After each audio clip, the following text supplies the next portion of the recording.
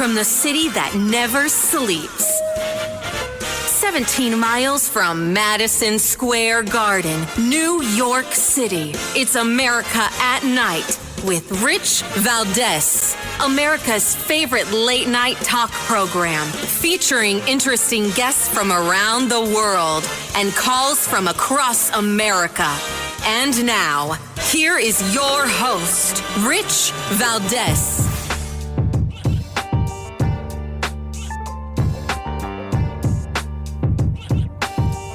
Hi there, good evening, and what's up, America? I am Rich Valdes, Valdes with an S, at Rich Valdes on all of the social media.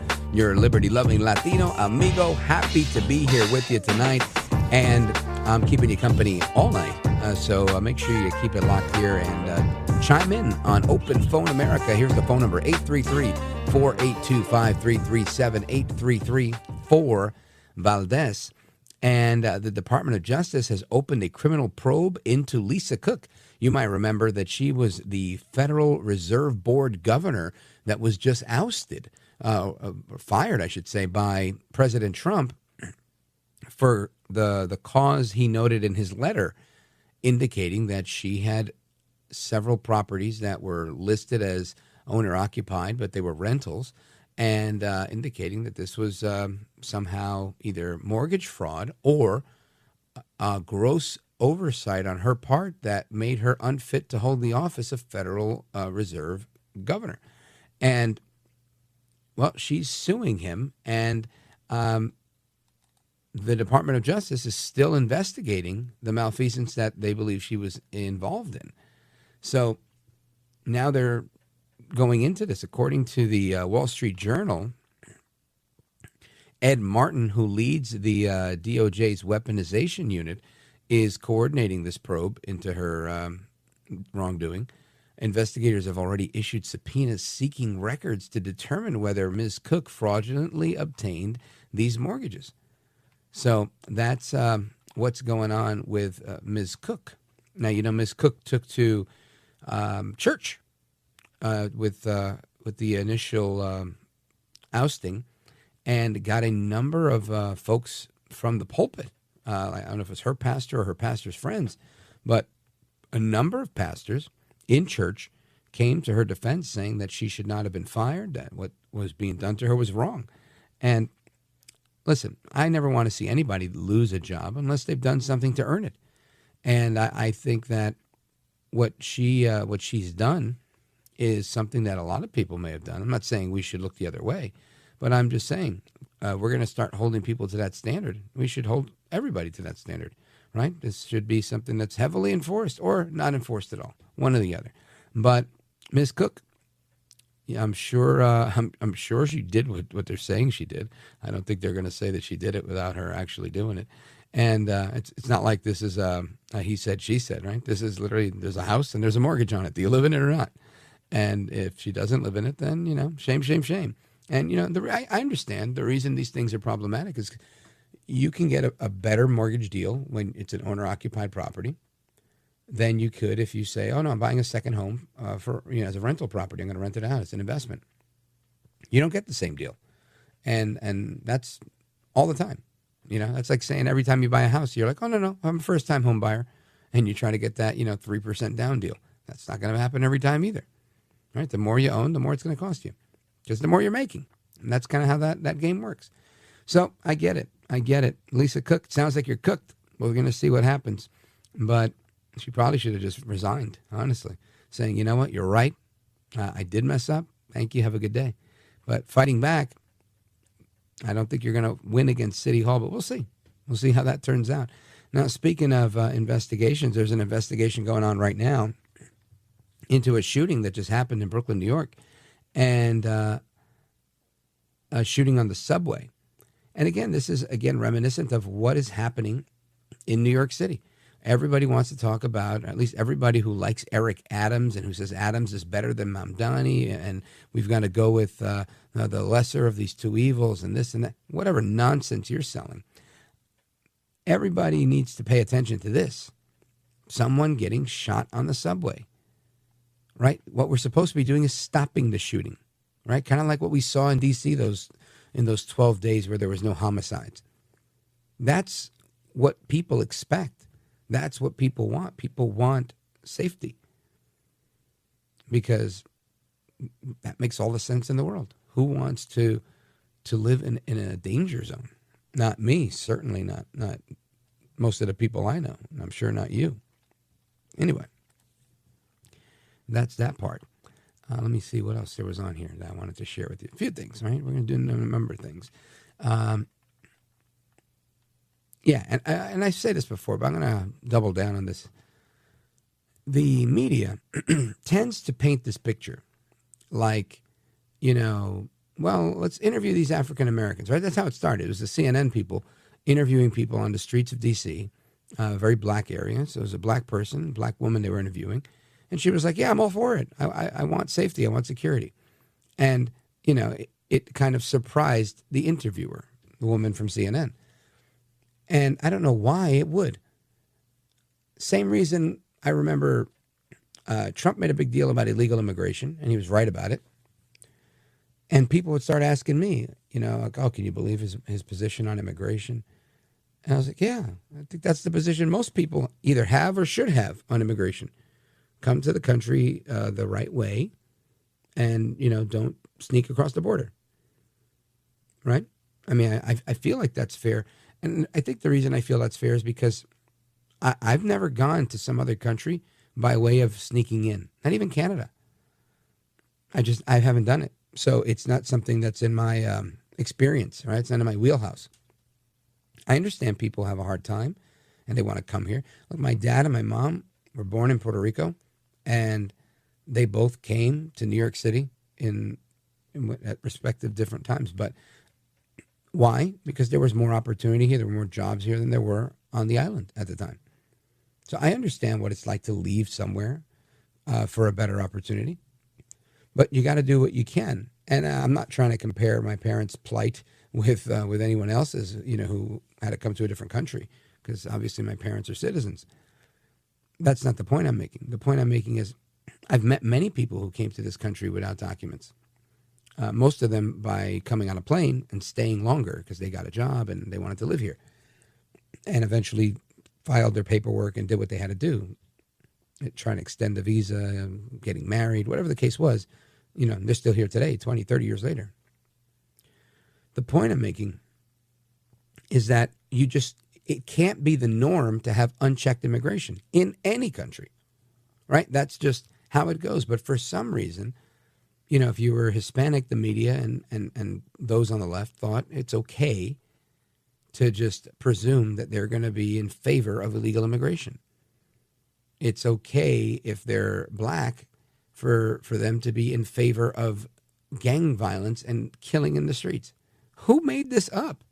Why on earth would anybody think that that's actually normal? Why on earth would anybody think that that's something that we should find acceptable? Just because people are a particular race doesn't mean that they like bad things. Nobody wants to live in fear. Nobody wants to live in crime. People want to raise their kids in a good neighborhood. People want to live in a good neighborhood. They want to make an investment in a home in a safe neighborhood.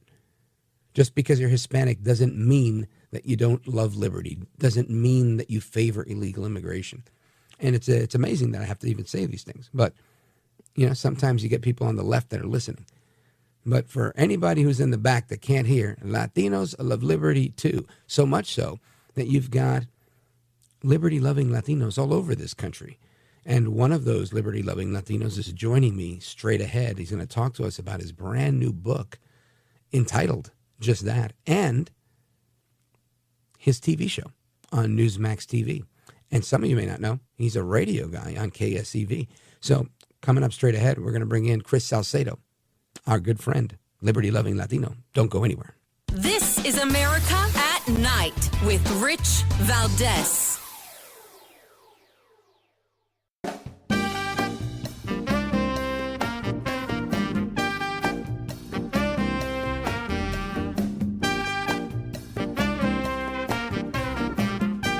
Well, thank you, Rich, and thank you for everything. I know you very well, and I listen, but I have a lot of people that listen, and they love your show, and I appreciate it very much. America at Night with Rich Valdes.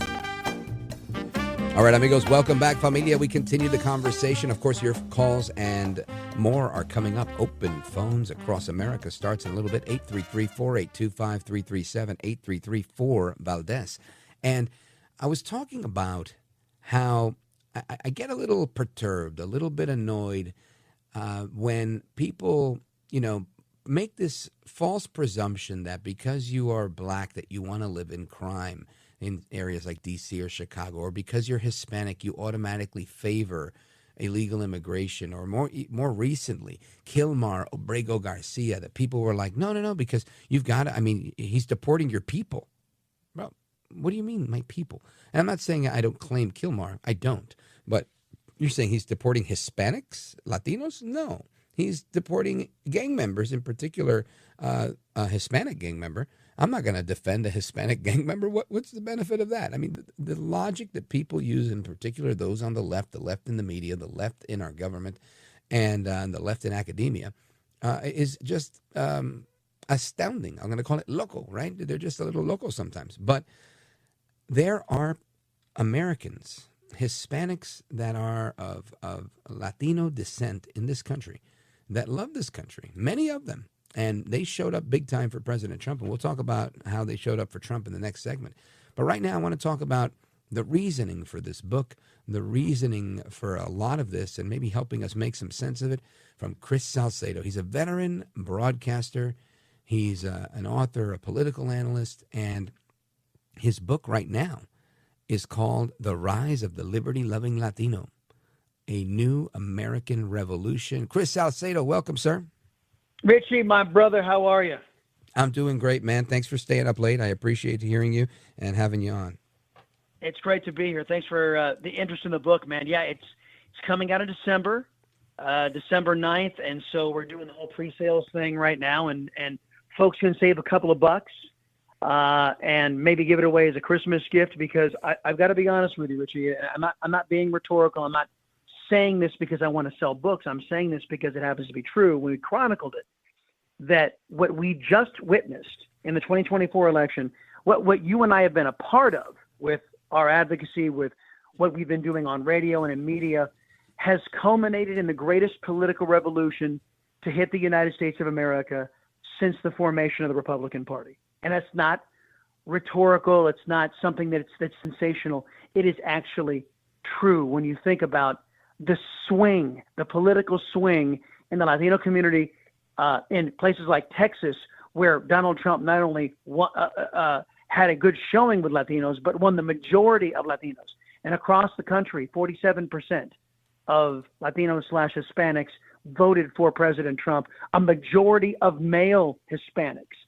And we chronicle not only that in an interview that I had with President Trump before the election, but we chronicle the reasons why, what led up to all of this, and how the Democrat Party chewed up and spit out the Latino community, and resulting in us looking in another direction for something that was pro-American, something that would help us fulfill a promise and obligation that we have to our children, that we love our children more than we love big government, big totalitarian government.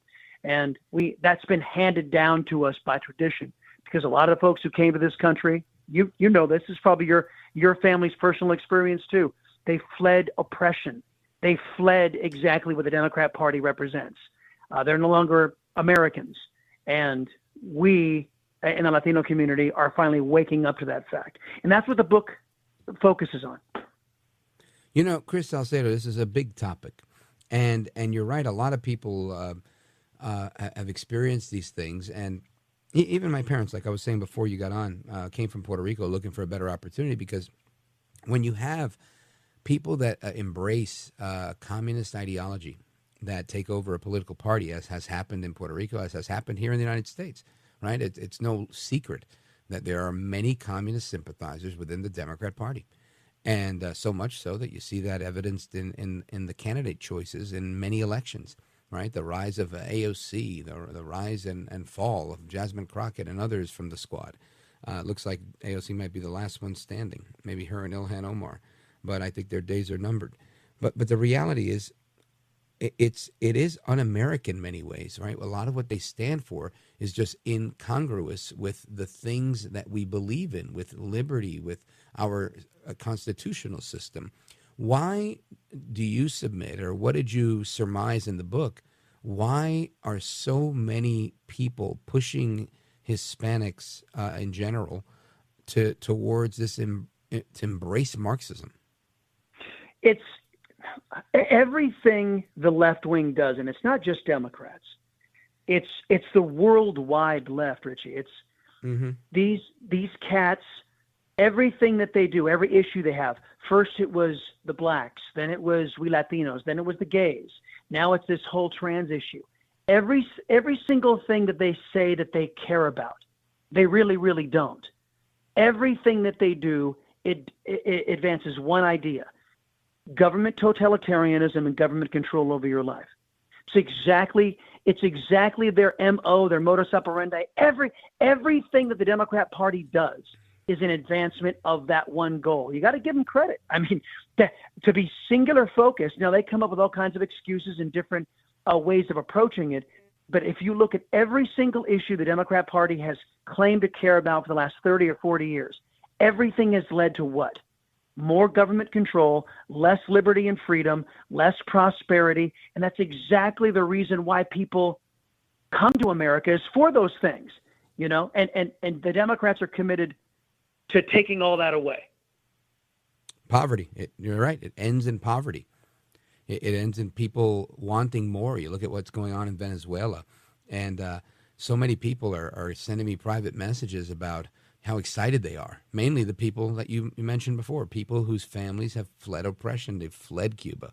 They've fled Venezuela. They've fled situations where they were severely oppressed. And yes, here we are today, trying to teach our own children to be oppressed over everything, you know, and that everything is oppression, so that you should just join the Marxist movement because they're oppressing you. They want you to be a boy if you're born a boy. Oh my gosh, how evil! You know, it's laughable. Oh, we go into that. It's like you're Nostradamus, Richie. We go into that in the book because I wasn't raised like that.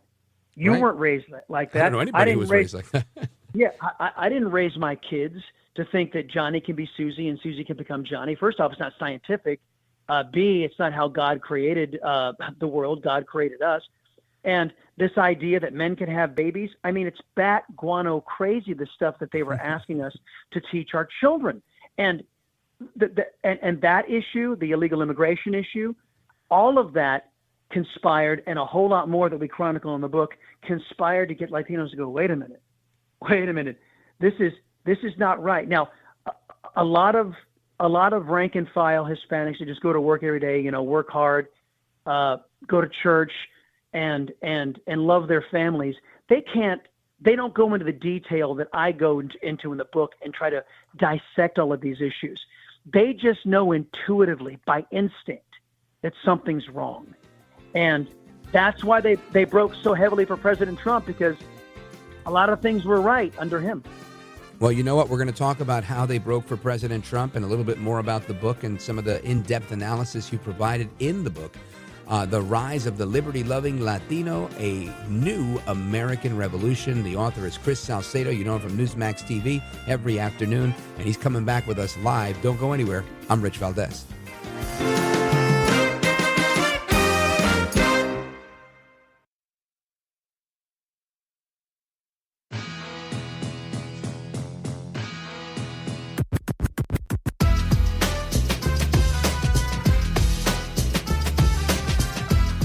The best guests, the best opinions.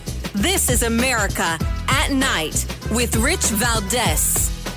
In historically blue states like New York and progressive hubs like Queens, the shift to the right among Latinos is noticeable. About 2 years ago is when I really noticed the shift of a lot of migrants overpopulating, especially in the area where I work. Stephanie Tim, mother and real estate agent from Queens, previously backed Biden, but is now siding with Trump. Where do you think Democrats or the Harris campaign missed the mark? Democrats for a long time represented the middle class, which is where a lot of us are. They made too much money to get benefits that were available for even migrants, right? And they made too little money to take advantage of the tax breaks. So I really did feel that that's where they did fail us. As a woman, do you feel troubled with that choice? I did. I know everyone was like, how can you do this? You're a woman, you just gave away your rights. But I don't think that's exactly the message he was saying either. Let me ask you both, who did you vote for in 2020? Joe Biden. I vote for Joe Biden. And in 2024? Donald Trump. I changed to Donald Trump that year. Why did you choose Trump this time? For me, security, immigration, this situation with immigration is out of control. Immigration's out of control. And this is, again, what I was talking about before. How does that happen? So I want to bring in our guest again. I want to come back to him. He is the author of the book, The Rise of the Liberty-Loving Latino, A New American Revolution. I urge you to get a copy for yourself, one to give away. It's in pre-order right now, so if you get it now in pre-sales, you get the best deal. And the author, you know him from Newsmax TV every afternoon. He's been on TV for a long time. Chris Salcedo, welcome back, sir. Great to be with you, buddy. And, you and I talked about this, brought you on television several times to have a discussion about the illegal immigration issue and how you and I both said that Biden and Obama and the left, they were misreading Latinos. They assumed that because we were Latinos, that we would support illegal immigration, that we love law breaking, that we didn't love the Constitution. How many times did you come on the show? We told them. We told the Democrats, you're misreading this. You don't know us. You don't care to know us. And look at what they did to communities down in southern Texas.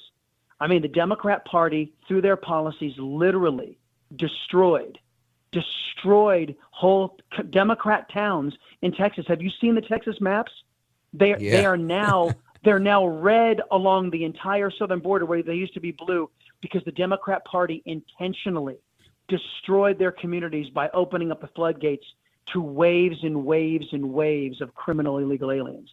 Absolutely insane. And they destroyed American Latinos communities. It wasn't safe for their kids anymore. As you know, and Rich, you and I talked about this too, about the Biden regime selling 320,000 illegal alien children into sex slavery and into forced labor. That's not me saying it. It's the DHS Inspector General that said that our government was turned into glorified pimps, being the middleman to deliver these kids into sex slavery and into forced labor. And the majority are still unaccounted for. Yeah, well, the last I heard from Holman is that they found about 25,000, 30,000 of them.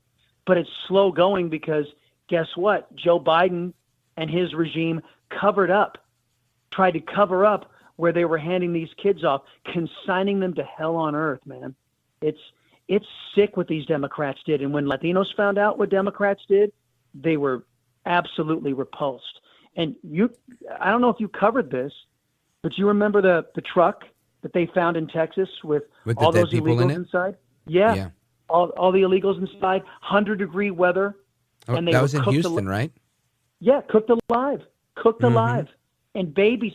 Tom Homan said he's actually been in those situations where he had to hold children that were killed because of these Democrat policies. The death toll from illegal aliens is through the roof. So none of this was compassion. None of this was for the betterment of America. This was all for an evil Democrat political agenda, and the Latino community finally woke up and recognized it. A couple of days ago, Gavin Newsom said, "You don't think Trump's going to send ICE to the polls, to the voting booths?" and I think upon saying it, he realized if we're deporting people from the voting booths, we've got a problem with illegal immigrants voting, right? Well, it wasn't just him. J.B. Pritzker said the same thing. Oh, that ICE is going to be showing up there and tamping down the votes. Now, wait a minute. ICE handles illegal aliens. So that means that California and Illinois have been promoting illegal aliens voting, which is, by the way, illegal. Right. Let me tell you that I think that clip is going to sink Gavin Newsom. he is a good-looking guy. He's a smooth guy. I think he can talk his way out of a lot of things. People are very forgiving in the electorate, but especially if you're a Democrat. But I really think that one, I don't see him talking his way out of it. I know he's trying to sell the idea Trump is a dictator. He hates this, he hates that. But at the end of the day, I think most people, poll after poll after poll, most people agree we really shouldn't have an open border policy. We really shouldn't just allow people from over 100 countries around the world to just come here when they feel like it. And most people, right? Again, including Hispanics. So there's really not a particular group that's like, no, we favor illegal immigration, but for the Democrats. They're the group that favors it. So I think this clip, my opinion, I think it'll be the undoing of him. I don't know. What do you think? Well, nationally, yes, because I think the 2024 election proved Americans do not support illegal immigration. We just don't.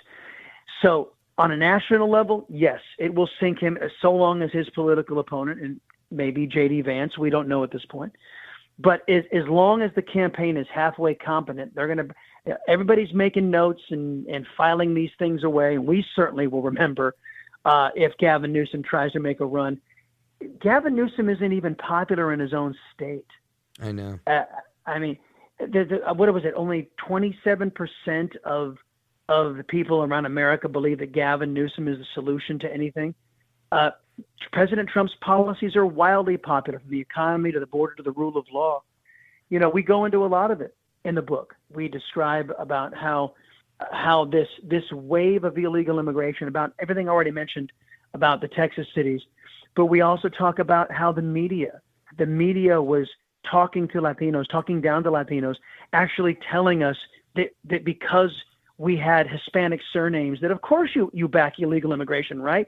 And I don't know about you, Richie, but when I was growing up and I watched the media invest millions and millions and millions of dollars trying to convince me that I couldn't be a legitimate Latino unless I was a leftist, right? Remember Bill Richardson? Remember that the New Mexico governor? Oh yeah. Bill Richardson Bill.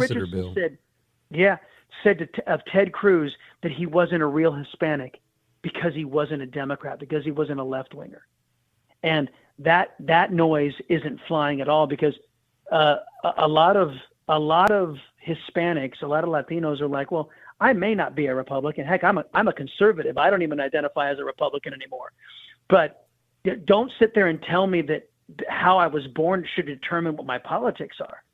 You know, I'm going to come to that on my own. I don't need a political party to tell me what I think. So you know, Salcedo, that is Marxist Bolshevik talking points, right? That's how the Bolsheviks were. It's like, you know, if you're real, if you're this, if you do the right thing, if you're a fake patriot, if you don't embrace our leftism, our Marxism, and they, you know, they did the same thing in China even, and the problem with this thinking obviously is it takes away liberty from people, right? If you have to force someone to think a certain way so they can feel authentic in their ethnicity, in their nationality, and in their heritage, then obviously you're going to hit a lot of bumps in the road. And I think that's what's happening right now, where you've got a lot of people who are like, yeah, screw you. I don't believe in your nonsense. Well, yeah. Did you see what happened with Tim Kaine?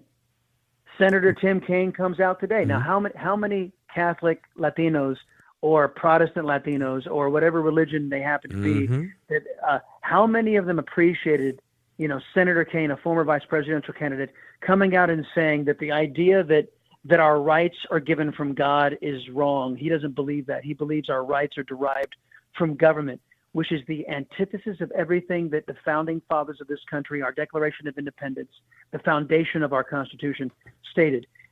The godlessness. Go ahead. No, I was just saying, he's not a particularly bright guy. No. The eyebrows, he's got about as much hair on his eyebrows as Gavin Newsom has on the top of his head. But Chris Salcedo, I got to pause you right here and come right back if that's all right, because I got to take a pause here. But folks, we're coming right back with Chris Salcedo. We're going to continue talking about his book. We're going to talk a little bit about how he combats the criticism that he's not Latino enough. And, of course, he's going to remind us of how to get a copy of the book before it comes out. Don't go anywhere. This is America at Night with Rich Valdes. Call now, 833-4-VALDES. That's 833-482-5337. 833-4-VALDES. That's Valdes with an S.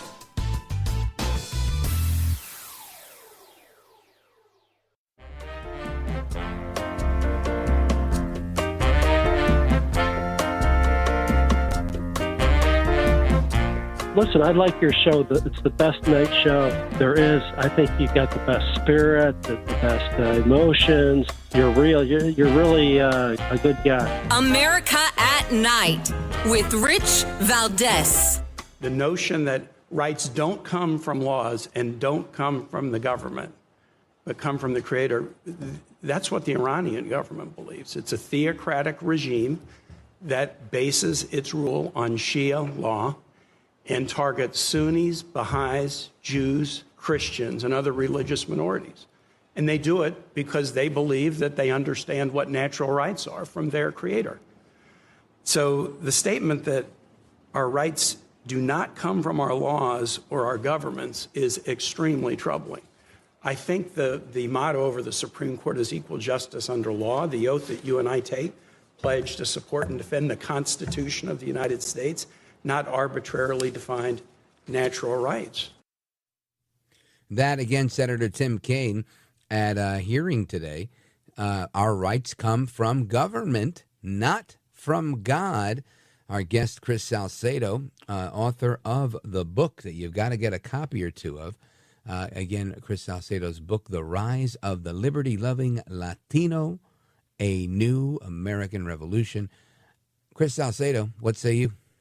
I say that Tim Kaine is articulating a government that resembles communist China, where you can't worship, where the government tells you that there is no God but the government. That's Tim Kaine's vision, and I utterly reject it. And he really should brush up on his American history. I know that many of the Democrats don't consider themselves by their proclamations and ideology anymore to be real Americans, but he ought to do some investigating on American history, because it's very clearly articulated in the Declaration of Independence that we are endowed by our Creator with certain inalienable rights, among these life, liberty, and the pursuit of happiness.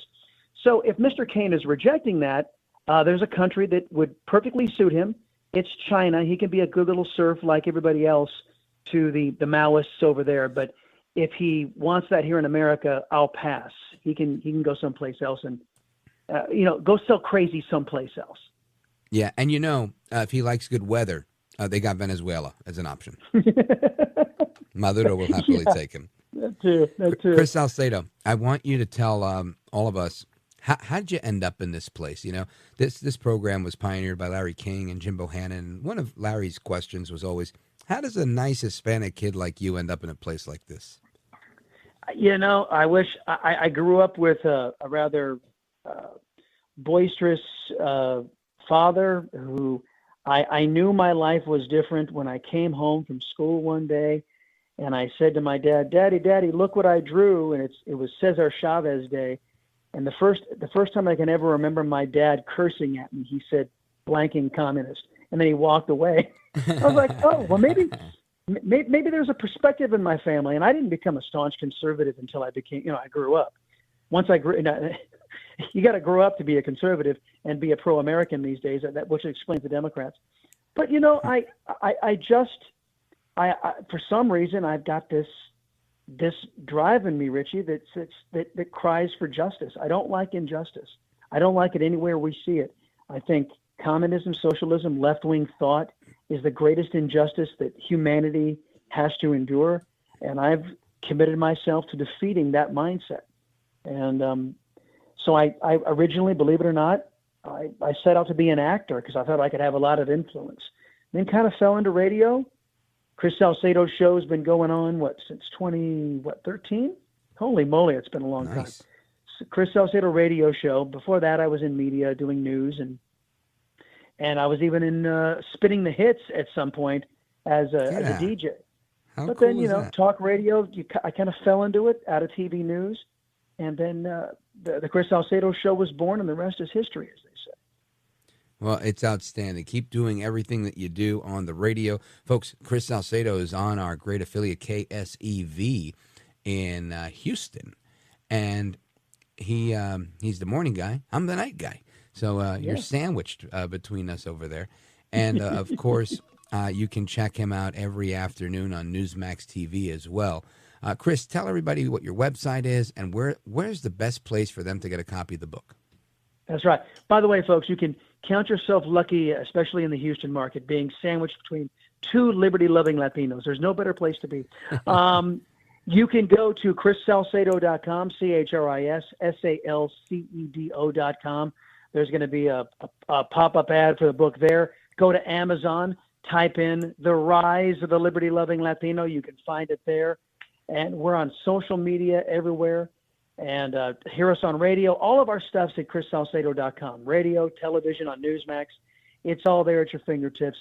We are not hard to find at all. Outstanding. Chris Salcedo, you are a gentleman, a scholar, and a patriot, a heck of a radio host, an amazing human being. I wish you the best with the book. Godspeed to you and your family, and I look forward to speaking with you soon, sir. Right back at you, and thanks for all you do, buddy. You bet. God bless. And amigos, your thoughts, your calls, your reactions are coming up. I see New Jersey, California, Maryland, and more lighting up the call board. Don't go anywhere. This is America at Night with Rich Valdes.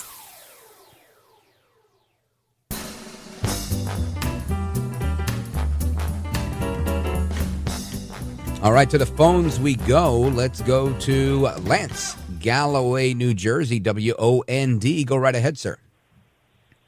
Hey, good evening, Chris. I wanted to try to get a question into Chris Salcedo because on Newsmax, which he's on in the afternoon around 4, they're rearranging his hour, his time slot. And I wanted to know when I think they do that every so often. Usually it's up or down an hour, but he's the afternoon guy, so he's always going to be somewhere around there, 4 o'clock. He used to be on at 5, then he moved to 4. Maybe he's going back to 5. Who knows? But good question. If I can find out, I'll let you know, and maybe have him put it out on Twitter. I heard something similar yesterday. I saw the CEO of Newsmax at a conference I was at, and he made an announcement about some exciting updates. So stay tuned, but I don't think Salcedo's going anywhere anytime soon. And thank you, Lance. I appreciate it, brother. Let us continue. Let's go to Mark, San Diego, California, KSFO. Mark, go right ahead. Hey, Rich, how are you? Wonderful, thanks. I wanted to just go back to the top of the hour. You were talking about this Lisa Cook, and I want to point out that all these people are coming to her defense saying that she's being selectively prosecuted. Where were they when Trump was being selectively prosecuted by Letitia James? He was like the only person to ever be prosecuted under that statute. And to this day, no one can explain to me what he did wrong. And then secondly, I want to tell you, I lived in New York City for a long time. And when we stepped up the police presence in New York under Giuliani, everybody was pretty darn happy about it because that city cleaned up quick. And now people are complaining about getting D.C. cleaned up. I don't get it. I know. And the worst part is you've got now politicians that they embrace this idea of defunding the police. It's absolute insanity what's going on, Mark. Really good point. Thank you for the call. Lee, Gaithersburg, Maryland. Quickly, go right ahead. Sure. Hi, Rich. This is in memory of my friend Cassie, who is 6 foot, an outspoken white former abstinence educator in our county bordering D.C. The people where she was living in a bad part of D.C., the black ladies were saying, you've got to do something. And she would say, no, you've got to do something. And they said, well, we're going to be afraid. Everybody, you're right. This is everybody's issue. If people don't take it into their own hands, it's not going to happen. Folks, Rich Valdes coming right back. Hasta la próxima. Don't go anywhere.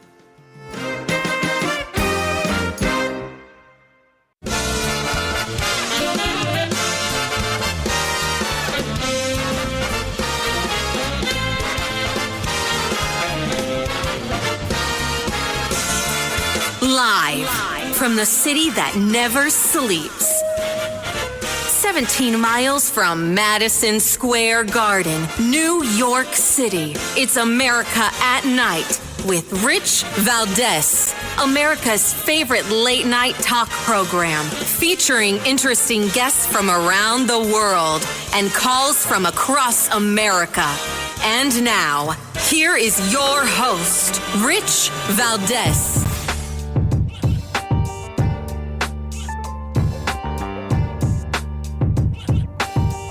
Hi there, good evening, and what's up, America? I am Rich Valdes, Valdes with an S, at Rich Valdes on all of the social media. Welcome to the Thursday night edition of the program. We're live, we're national.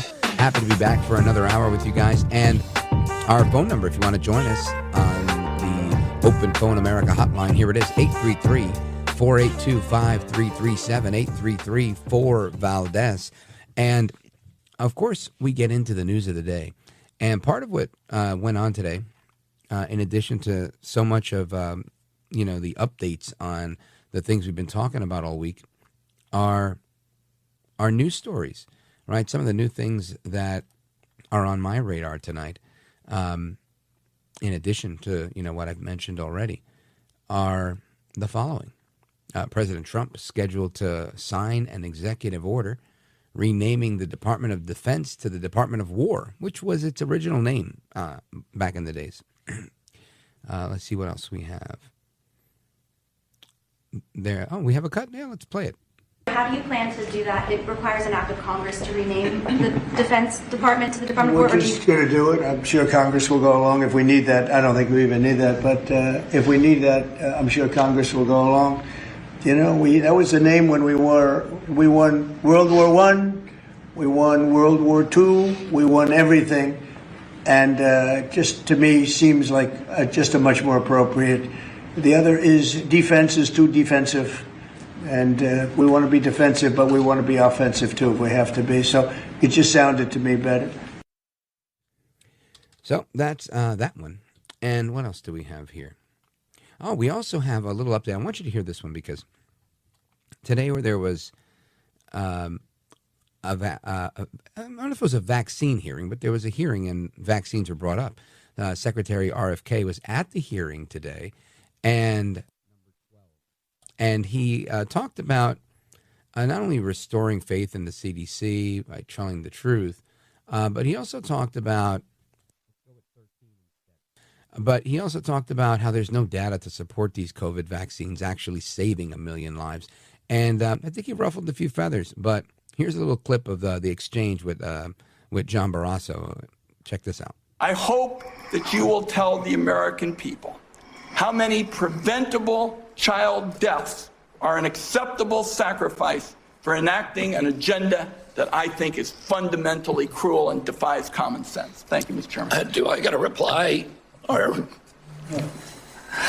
Senator, you've sat in that chair for how long? 20, 25 years, while the chronic disease in our children went up to 76%. And you said nothing. You never asked the question why it's happening. Why is this happening? Today, for the first time in 20 years, we learned that infant mortality has increased in our country. It's not because I came in here. It's because of what happened during the Biden administration that we're going to end. So, again, RFK Jr. in that hearing, again, doubling down, talking about how only 10% of children are complying with the CDC's recommendation on COVID boosters, only 15% of healthcare workers, and Americans mainly have lost a lot of faith in the CDC. And he talked about a number of things, and really, I think, talking about the importance of trying to regain trust here, but saying that being transparent is the only way that they're going to restore trust in the CDC as an organization, as an agency. So I think this was a very good hearing, and throughout the show we'll bring you a couple of more clips from that hearing. Definitely a big deal today in Congress, in my opinion, because people are upset about this. I got a text not that long ago. A friend of mine has a relative that works with CDC tangentially, and said, "Oh boy, they're really upset over this." And listen, I could understand why. Obviously, people have their livelihoods that are at stake. Many of these things, but there's also, people by and large are good people, and by and large, people want to do the right thing. And if you believe that the right thing is what you've been doing all along, and now we're not doing that anymore, you're led to believe we're no longer doing the right thing. And I get that thinking. I get it because why? Because I had Dr. Peter McCullough and Robert Malone and many other doctors on this program. Dr. Jay Bhattacharya, who's now in charge of the NIH. He's the new Dr. Fauci, if you will, right? Replacing that position.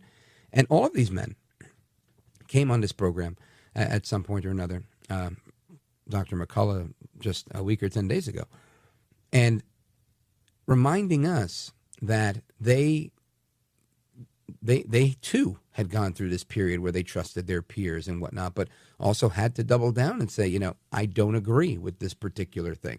And that's when they, including Secretary Kennedy, who was then just regular RFK Jr., were silenced and their Twitter taken away, and their ability to communicate with their followers and with the public in many ways was taken away. They were threatened with losing their board certification if they were board certified physicians.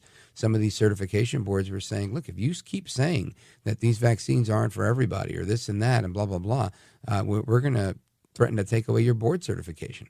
And I got to tell you, that, again, is as communist as it comes. Not only controlling the narrative, right? This is literally coercing physicians to have a particular medical opinion of something that you may not particularly have. You can't do that to doctors. You can't say, look, you're the guy who figures this out, see your patients, do your research, do what you got to do, but you gotta land here. This is how you're going to have to decide on this.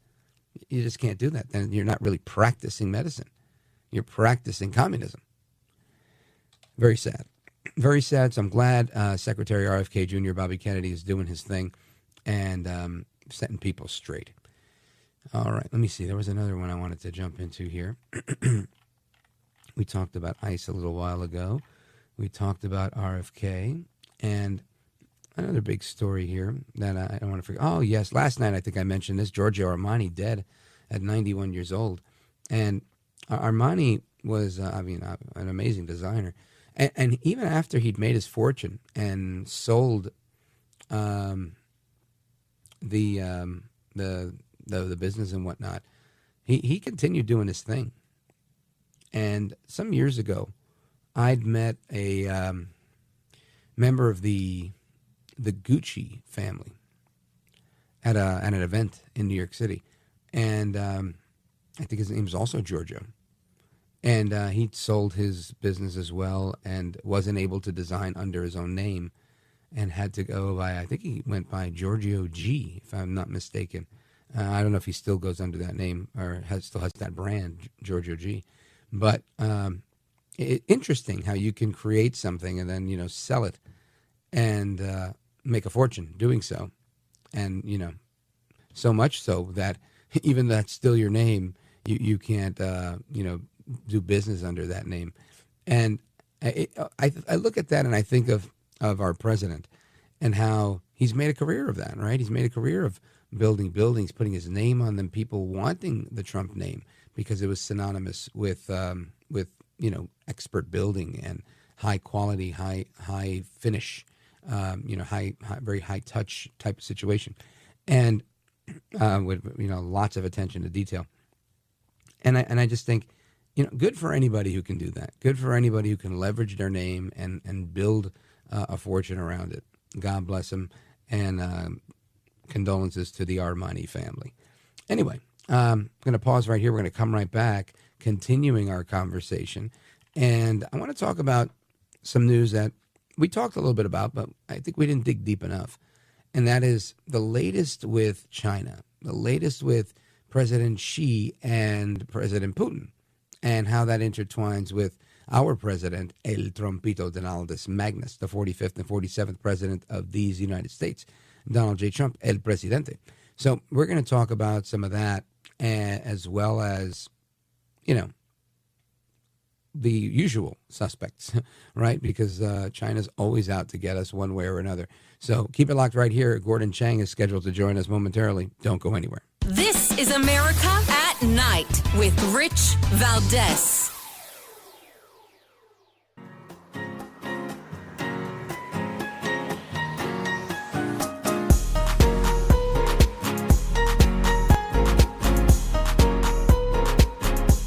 By the way, your ratings are up. Congratulations. I had somebody. It's always nice to check.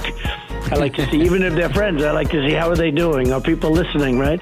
That's but right. You're doing great. America at Night with Rich Valdes. When you see this image of these world leaders, Kim Jong-un, Xi Jinping, Vladimir Putin, all together, really meeting publicly for the first time, I believe, what goes through your mind?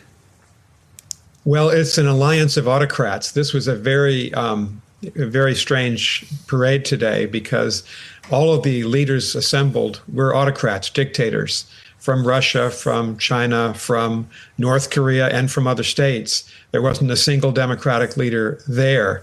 The ostensible reason for the parade was to mark the 80th anniversary of the end of World War II, where the United States played the leading role in the Pacific theater in defeating Imperial Japan. But of course, that wasn't mentioned. So they're trying to rewrite the history of World War II, and they're trying to boost their own fortunes as an autocratic alliance. That's former Ambassador Nick Burns, who served under Joe Biden, saying that this is a alliance of autocrats. And yeah, it is. I think I agree with that. I want to get some reaction on the importance or lack thereof of this meeting, this parade, this latest show of whatever, of camaraderie, of force, of communication or diplomacy, however you want to phrase it, and what the implications are for us here domestically and what the opportunities are, or maybe what the threats are moving forward. And to do that, I want to bring in our guest, Gordon Chang. Gordon Chang is the author of many books. China is Going to War, The Great U.S.-China Tech War, and The Coming Collapse of China, as well as Plan Red, China's project to destroy America. Check him out on Twitter, at Gordon G. Chang, at Gordon G. Chang. Gordon, welcome, sir. Thank you so much, Rich. Always a pleasure to hear your voice. I hope you're doing well. And let's get into this. There's this meeting of the minds, and a lot of people are, concerned, making all sorts of determinations about it. I'd like to get your thoughts on how significant it is, how maybe insignificant it is, and what you expect to evolve, moving forward. Yeah. First of all, we shouldn't be surprised when you have Russia, China, and North Korea getting together because they've been cooperating very closely, as we've seen in, among other places, Ukraine. What we saw, for instance, on the September 3rd at the big military parade was China's information warfare campaign. And they had two audiences. The most important one was the Chinese people, because the Communist Party wants to show the Chinese people that the party is responsible for the rejuvenation of the great Chinese nation, as they call it. But the second audience was us, essentially people around the world. And the message there was that the United States was finished. China is the world's dominant state. And we Americans, we don't believe propaganda is important. And that's a mistake, because this information warfare campaign on the part of Xi Jinping is actually very successful. And we have unilaterally disarmed in this campaign by going after and taking apart Voice of America, but more important, taking apart Radio Free Asia. So really, we've got to do something, because if we don't, we will have China being able to convince others that its narrative is right, even though China's narrative is 100% wrong. Yeah, I get that.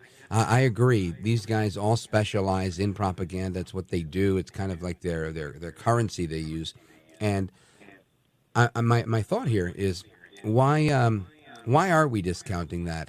I think President Trump is pretty hip to this, but I don't know that the media ever picks up on it. Well, we're Americans, and we live in a democracy, and democracies generally don't think very much about propaganda. We just sort of write it off as ridiculous. And we believe, as Americans, that we have a God-given right to ignore what our enemies say about us. So, for instance, we didn't care what Osama bin Laden was talking about. We didn't even care when he killed 6 Americans in 1993 at the bombing of the North Tower of the World Trade Center. We couldn't care less. We couldn't care less until one day he killed 2,977 Americans. And then we woke up and said, how did this happen? So really, we have to worry about China because China is more powerful than Al-Qaeda ever was or ever could be. And so although China is a weaker state than the United States, we have got to worry that they can take us down because we're not defending ourselves. And one other thing, Rich. Mm-hmm. When I saw this parade, it reminded me that for the preceding 3.5, 4 weeks, there was an extraordinary amount of propaganda from the Communist Party, from the Chinese central government, and from their informal bots. And this reminded me of the Chinese strategist, military strategist Sun Tzu from ancient times, who said, Art of War. Art of War. When weak, appear strong. And that's what Xi Jinping was doing. He knows he's weak, a lot of problems inside China, but he's trying to convince the world that he's strong. He's not. Now, I hear this a lot, but I mean, I think it's safe to say that of the world superpowers that are out there, China is amongst them. Well, certainly. China is big. China has a lot of elements of power. But the question is China a strong power itself? And I think it's been doing a really good job of hiding its weaknesses, just like the Soviet Union did. Because totalitarian or semi-totalitarian states like China hide their weaknesses. We're a democracy, so we publicize our weaknesses. That's just the nature of our government or our form of government. So really what we have got is a situation where we view China in, I think, incorrect terms. Tell me why. Why do you think that we view them in incorrect terms? Well, that would go to the question of, is China a strong state? We see a lot of infighting at the top of the Communist Party. We see especially intense infighting at the top of the Chinese People's Liberation Army, which everyone said is great. Now, they've got great, terrific weapons, and some of their weapons and some of their important weapons are better than ours, no question about it. But the question is the People's Liberation Army an effective fighting force? And I don't think it is because of the turmoil, but also because it's a communist military, and communist militaries don't fight very well. They don't fight well because they got two reporting lines. One, military. Every military has a military reporting line. But they also have a political reporting line, and the political line is more important, and that's no way to run a war. Plus, you got a Chinese economy which isn't growing at the 5.2% pace that they claim for the second quarter. It's probably about zero, as we can see from price data, which shows the country's in deflation. Then you got a demographic crisis, which they're going to lose maybe 3/4 of their people between now and the end of the century. And we got this environment crisis, we got this crisis and that crisis. And the problem with China right now is that Xi Jinping has got solutions that are making everything worse. So I believe that China right now is not strong, but it's also dangerous, though. Well, I want to get into that a little more because I think I'd like your help in identifying some of the weaknesses and, of course, also identifying some of the threats. Folks, we're coming right back with Gordon Chang. Gordon Chang is a lawyer. He's an expert on geopolitics, especially in Asia. And he's our guest. He's coming back with us live and national, 833-482-5337, 833-4-VALDEZ.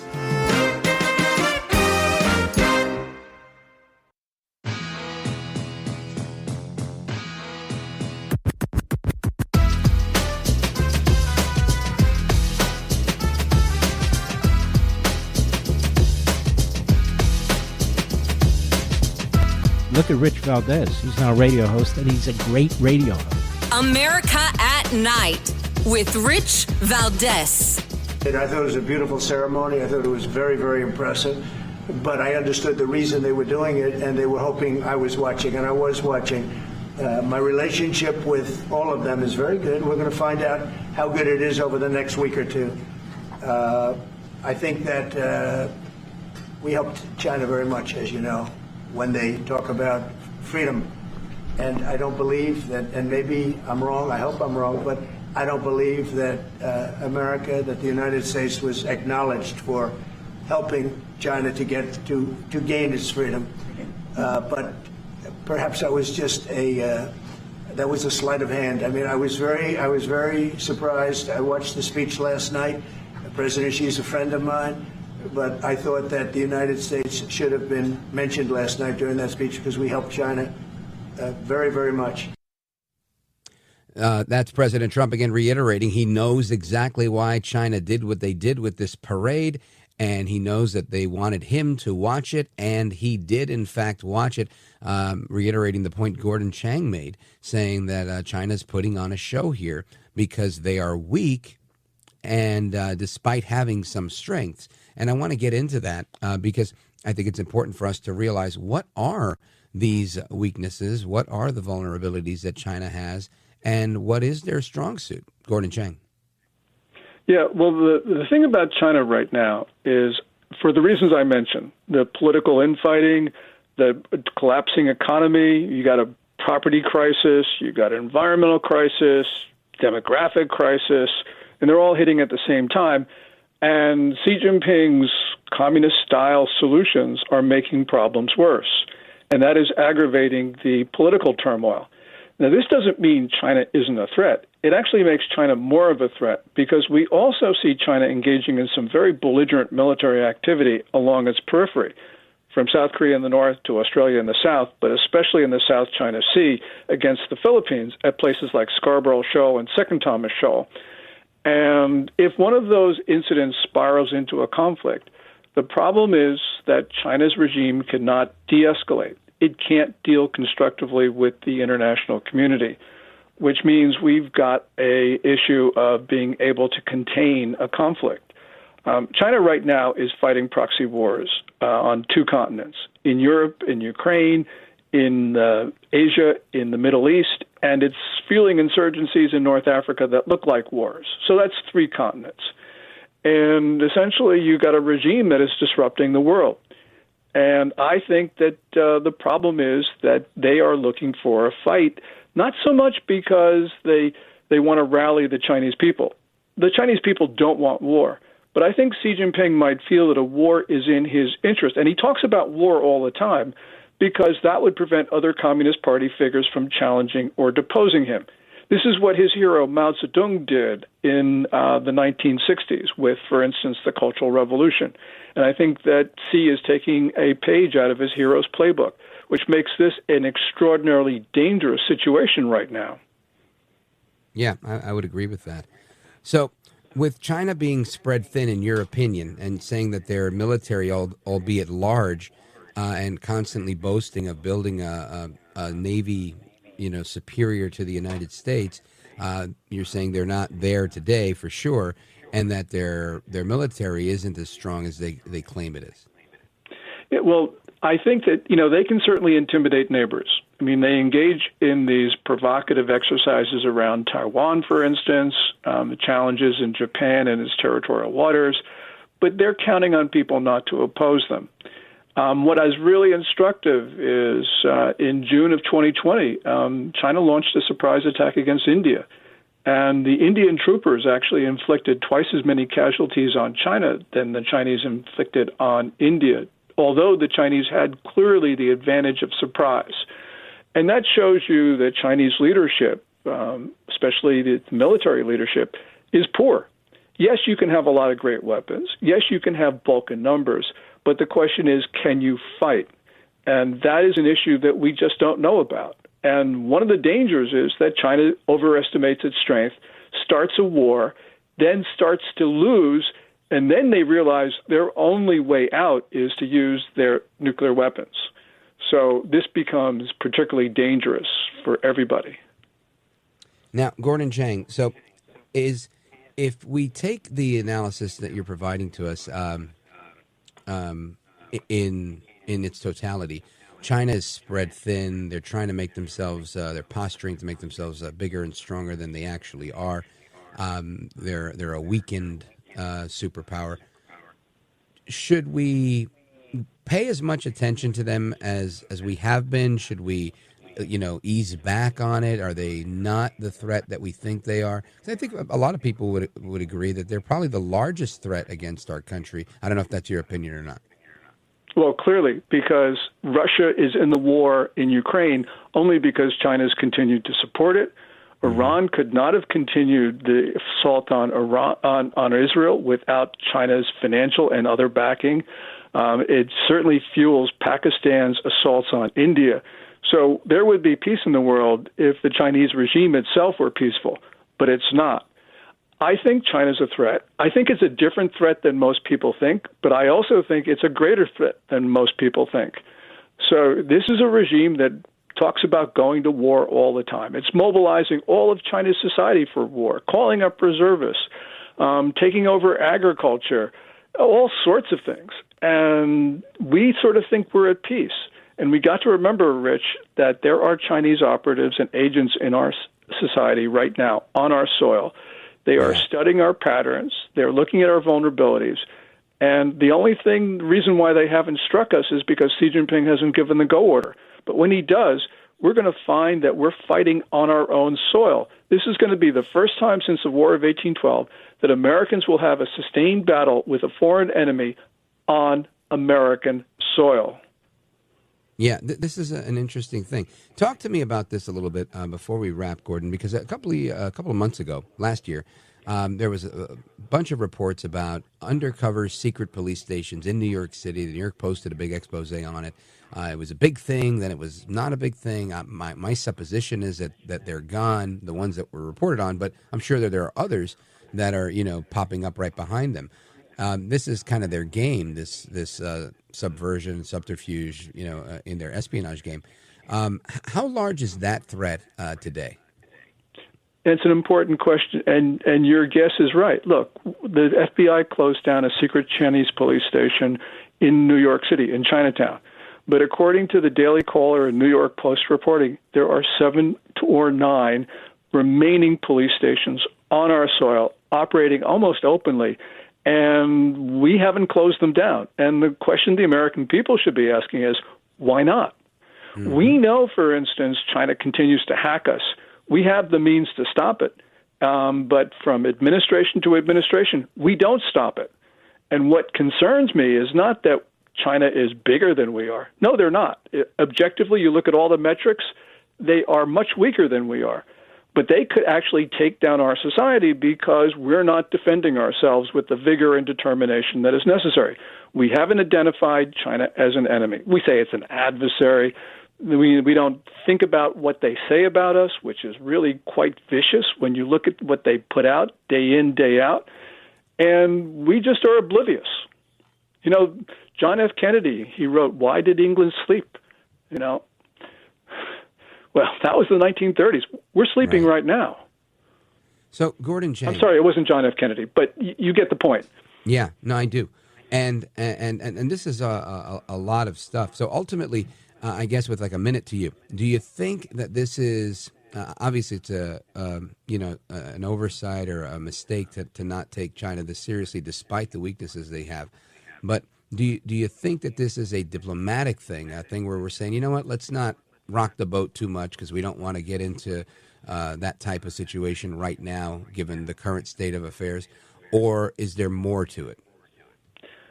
As Tocqueville wrote about America in the 19th century, democracies are very slow to react to foreign threats. It's just the way we are. It's our form of government. We're a democracy. And so, some people may understand the nature of the threat, but it's basically a societal problem. And it's just inherent in our form of government. Yeah, it makes a lot of sense.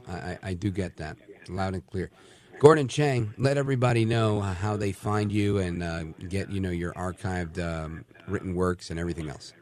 Yeah, I archive my articles for free at www.gordonchang.com, and I tweet about all this stuff on X at Gordon G. Chang, GordonGchang. Check him out at Gordon G. Chang on Twitter. He's the best in the business. He's a gentleman and a scholar. Gordon Chang, my best to Lydia, my best to you. Thanks for being here, sir. Thank you so much, Rich. I really appreciate it. Always. God bless you, brother. Thank you. And amigos, we continue with the rest of your calls, your thoughts, and questions straight ahead. This is America at Night with Rich Valdes. Call now, 833-4-VALDES. That's 833-482-5337. 833-4-VALDEZ. That's Valdez with an S.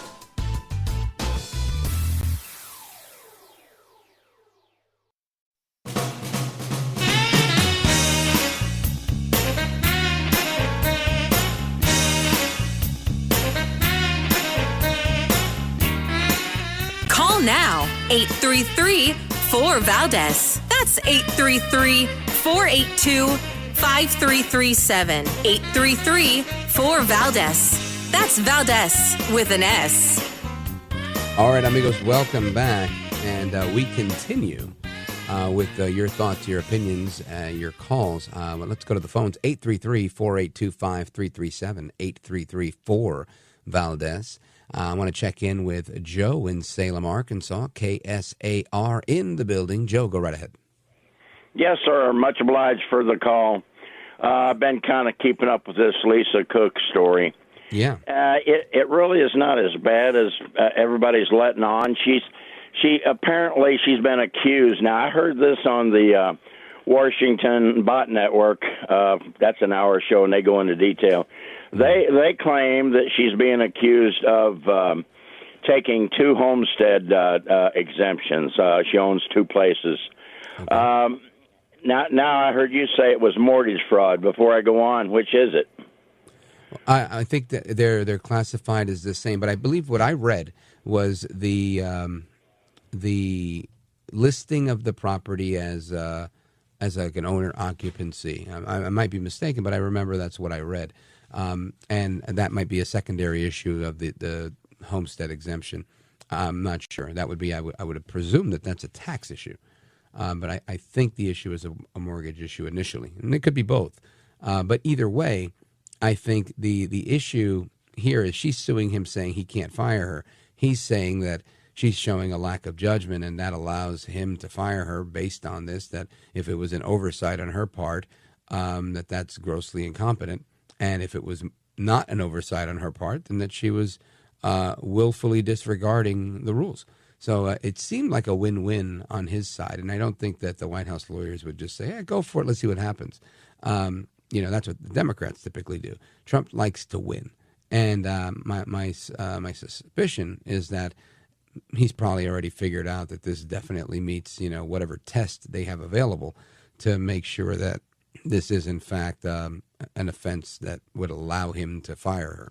Well, I guess we'll see how it plays out. And I always imagine that the courts are going to take her side because it goes to a local court first. And they're always very friendly, those local courts. And it isn't until it goes to appeal or even higher that they end up saying, all right, look, we got to do the right thing here and tell the truth. And that's when they usually end up siding with Trump. So, Joe, I don't know yet, but when we know, we'll update you. Okay. All right. Thank you. You bet.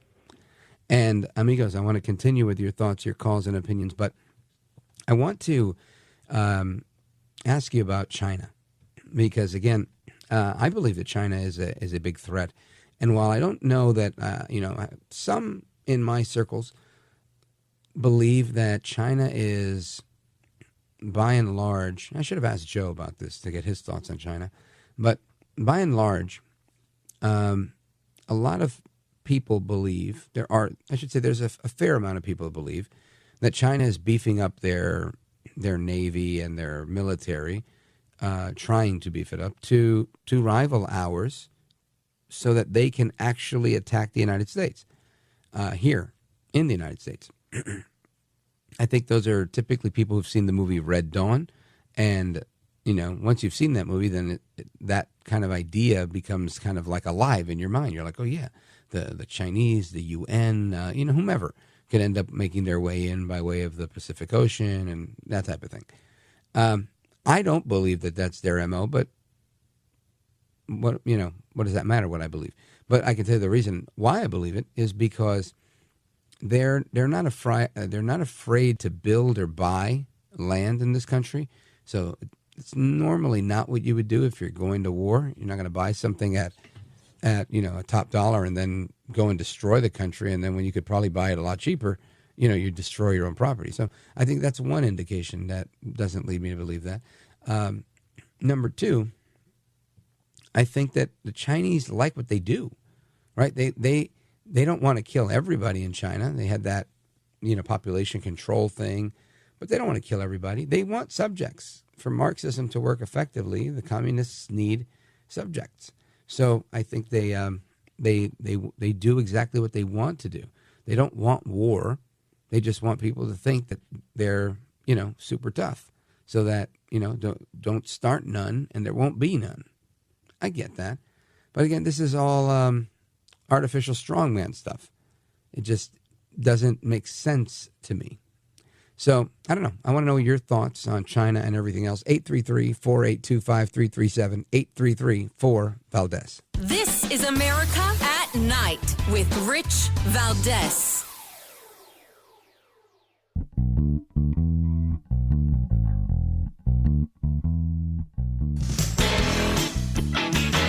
America at Night with Rich Valdes. All right, amigos, welcome back. And we continue with our late night national town hall conversation. Today, there was an update coming from Israel. Benjamin Netanyahu, the prime minister of Israel, in a video message announcing that they've brought in a ton, 2,000 pounds of aid per person in Gaza, and that this was largely stolen by the Hamas terrorists. Listen to this. Israel has let in more than 2 million tons of aid into Gaza. That's 1 ton of aid per person. And by the way, Hamas stole much of it. And Israel has sent millions of text and phone messages to Palestinian civilians urging them to get out of harm's way. Hamas shoots these civilians when they try to leave. And they do so in order to use the civilian population as human shields. That's a war crime. These arrest warrants and false charges against Israel are a travesty of justice. And that's why President Trump and Secretary Rubio have issued sanctions on Karim Khan and the other corrupt ICC officials for their malign activities. Thank you, America, for holding the ICC accountable. Because if Israel is prevented from fighting terrorism, no democracy is safe. Benjamin Netanyahu, again, no democracy is safe. And what's interesting here is that we don't have a response. I don't have a response that I can play for you saying, here's what Hamas had to say.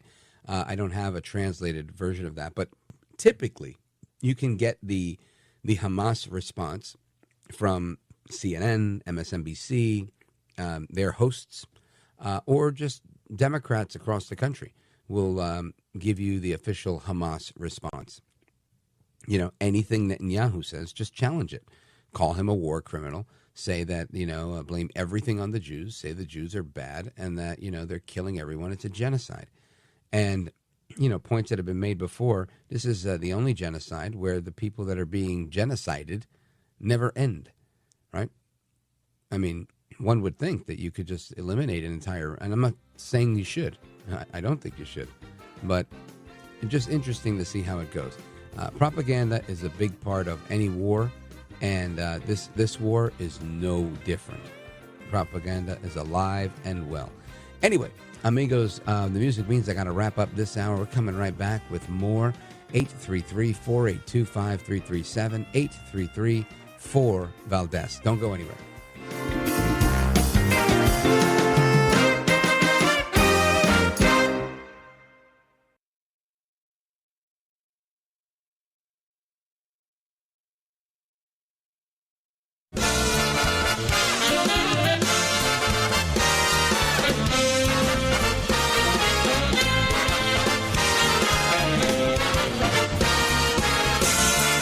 Live from the city that never sleeps.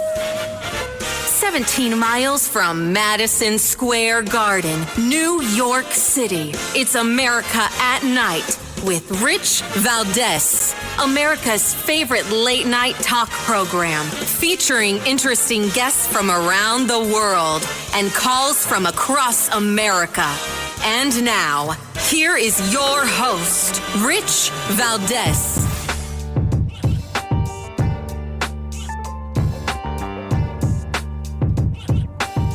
Hi there, good evening, and what's up, America? It's Rich Valdes back for another hour with you. It's 7 minutes past the top of the hour.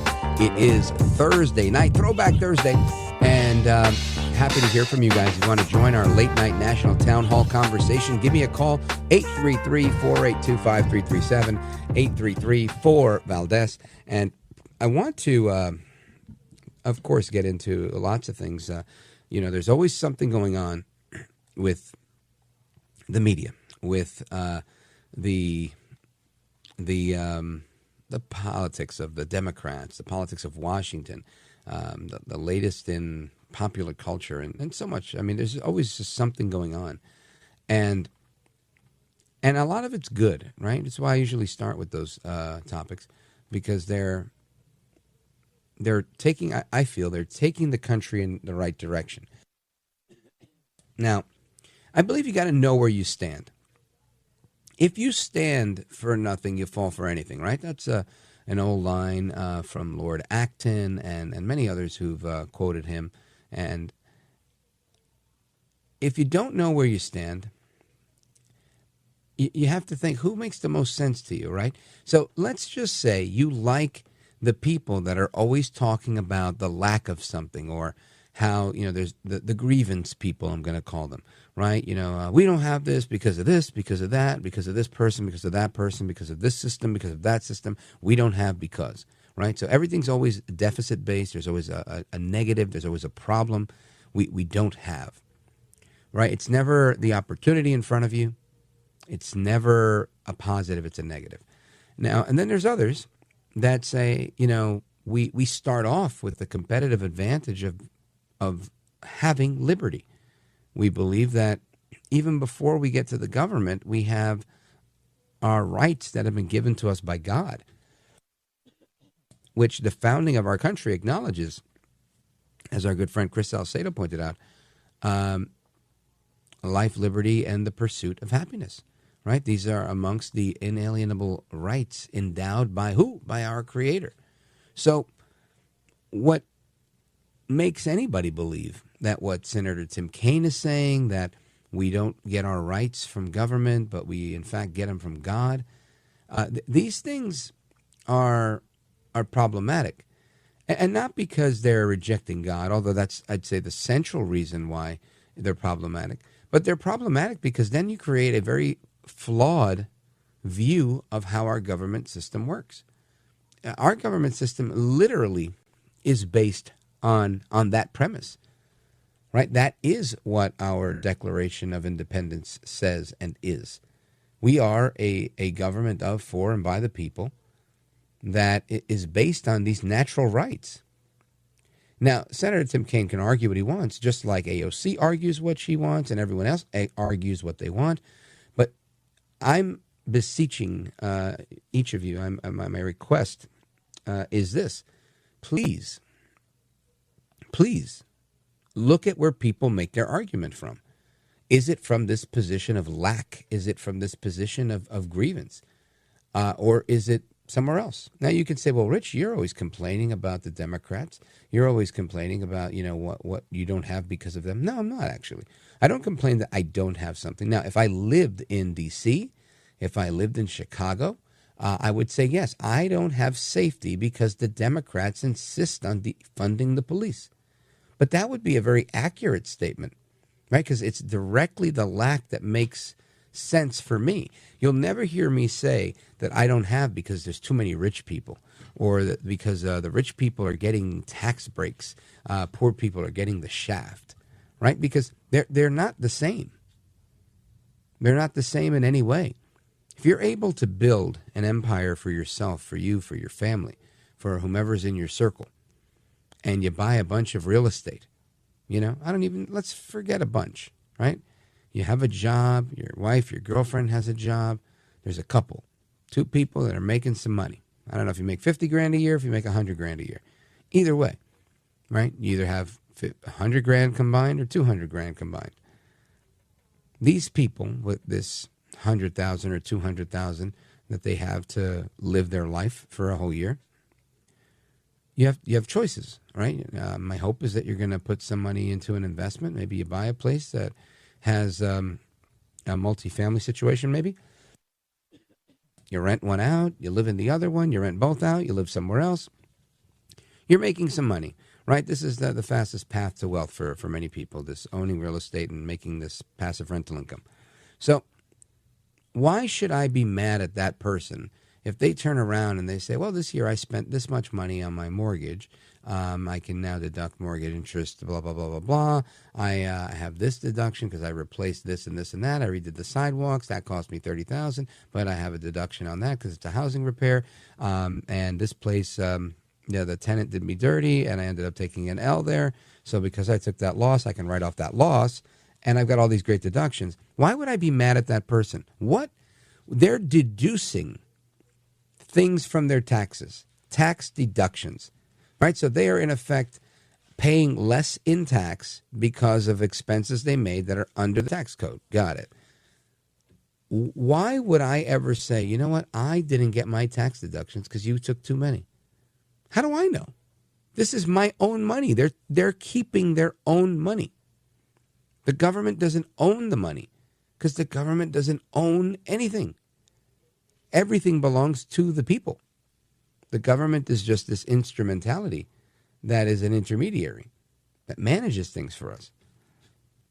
And yet I think oftentimes we get conned, or we get, confused, or we conflate the fact that there are people that we elect to run our government on our behalf with, them being in charge. And not to go too deep into the weeds here, but it's our outlook. Our outlook has to be adjusted regularly so that we can remind ourselves and those people that we elect, hey, look, this is the page I'm on. Like any good relationship, right? Work relationship, personal relationship, you name it. You should have frequent communication. And I know that's not a strong suit for a lot of people, but this is the reason why so many relationships, as close as they might be, eventually become undone or less close. Why? Because one person was thinking this, the other person was thinking that. They thought they were on the same page because they were right next to each other. But mentally they were on different pages. Sometimes they're even in different books. So when you look at your political philosophy and you look at why you like any candidate, why you would pick, this candidate versus that candidate, or this topic versus that topic, ask yourself, is it because of lack? Is it because I feel like I've been slighted? Are you doing this out of anger? This feeling that somebody owes you something? Or are you doing it for the love of the game? Are you doing it because you love America, because you want to help out, because you were scheduled to leave, at this time, but you want to donate some time and stay a little later, right? Do you want to give back? These are the things. What's voluntary for you versus what's coerced? And I feel that we have a whole party that's kind of cornered the market on hijackings, right? Hijacking one's time, hijacking one's taxes.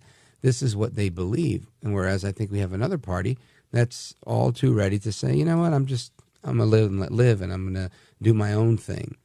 And that, my friends, is what I call liberty. And that's the position that I take. So whether it's wanting your neighborhood safe and clean, whether it's wanting to run a business without the Environmental Protection Agency being all over you, whatever the case may be, as long as you're not, destroying other people in the process or their property, I say you should have a lot more latitude to do things. And I want to talk about that specifically, which is the idea of the freedom to do things, in particular in our country when it comes to the environment. Too many people, I think, are hamstrung by that. And we've seen these abuses of power take place where now EPA Administrator Zeldin, he had a big win recently in court yesterday, I think it was, the day before, late Tuesday or early Wednesday, with respect to what he called gold bars, where they were, in effect, getting the equivalent money to gold bars, and that type of lack of transparency in these government agencies that allowed for that kind of money to move around without the people knowing, the people in charge. And this is an ongoing problem, I would say, in our government, where people get used to doing the wrong thing, doing it differently, let's just say. So I want to talk about that. I want to talk about the EPA and a few other things when we return. Don't go anywhere. This is America at Night with Rich Valdes.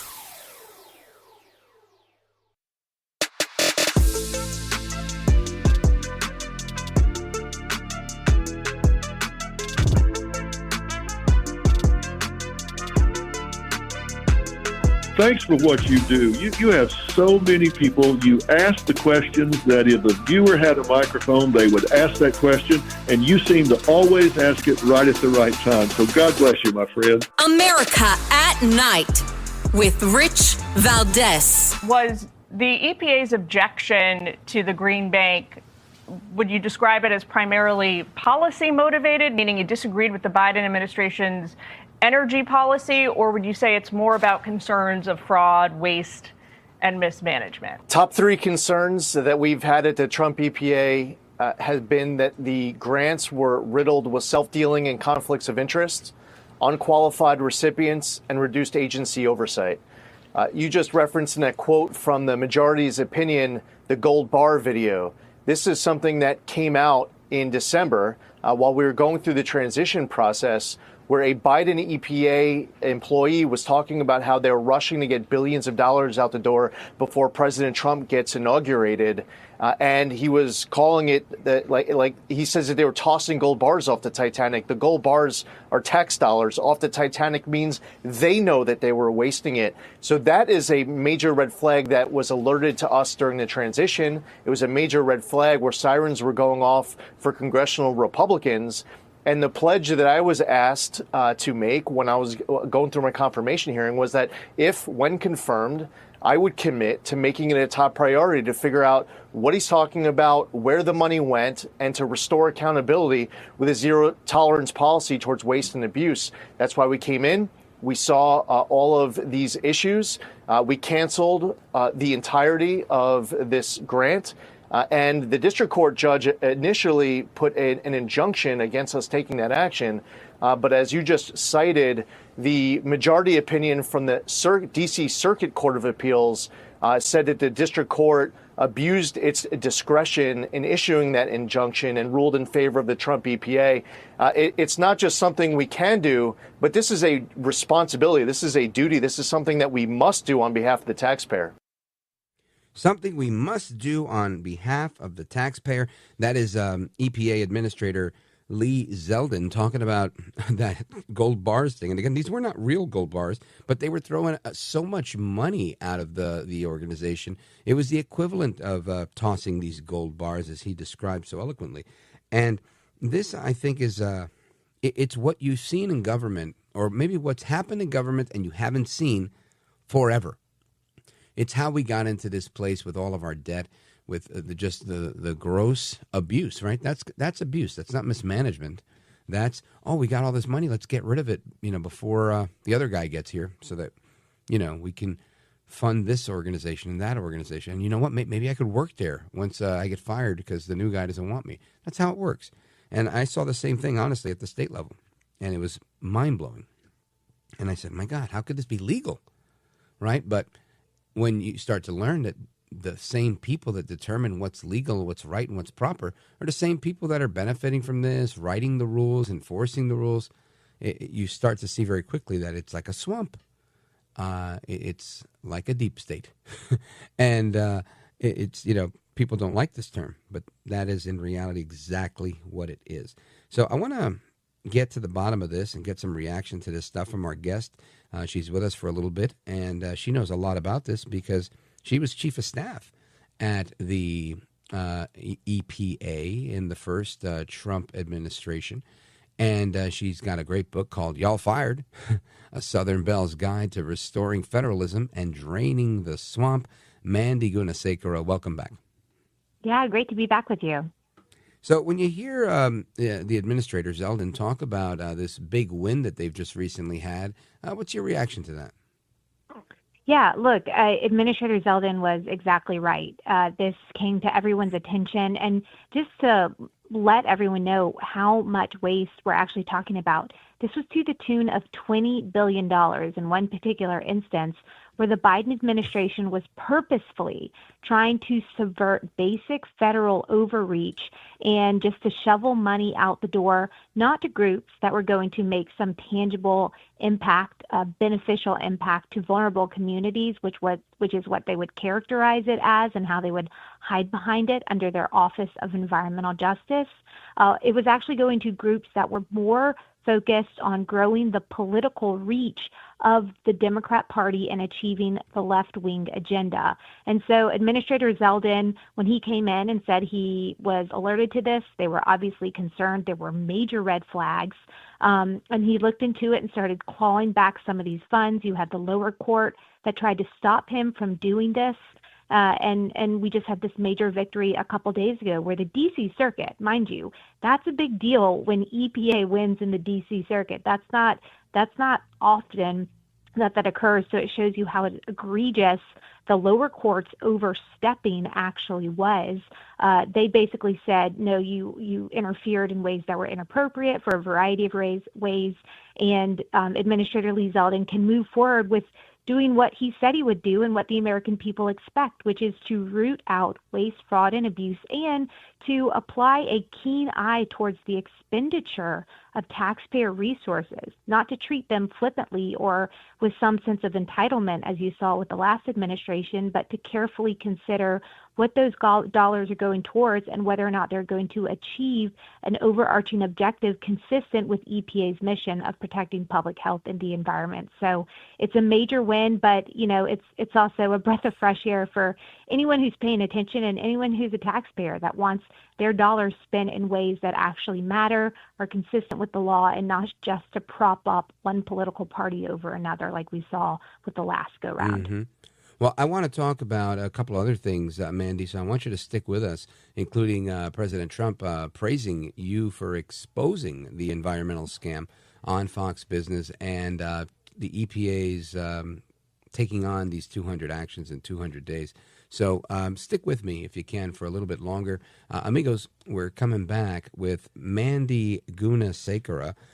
She, again, was the chief of staff at the United States Environmental Protection Agency during the first Trump administration, and she's our guest. She's also the author of the book, Y'all Fired, A Southern Belle's Guide to Restoring Federalism and Draining the Swamp.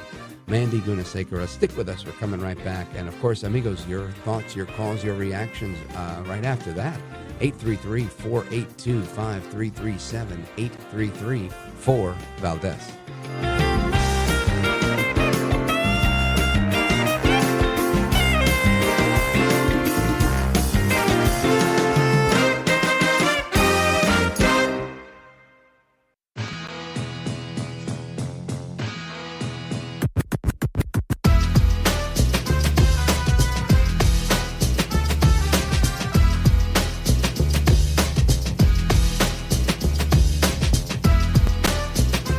Best head of hair in live late night radio 6 years in a row. It's Rich Valdes.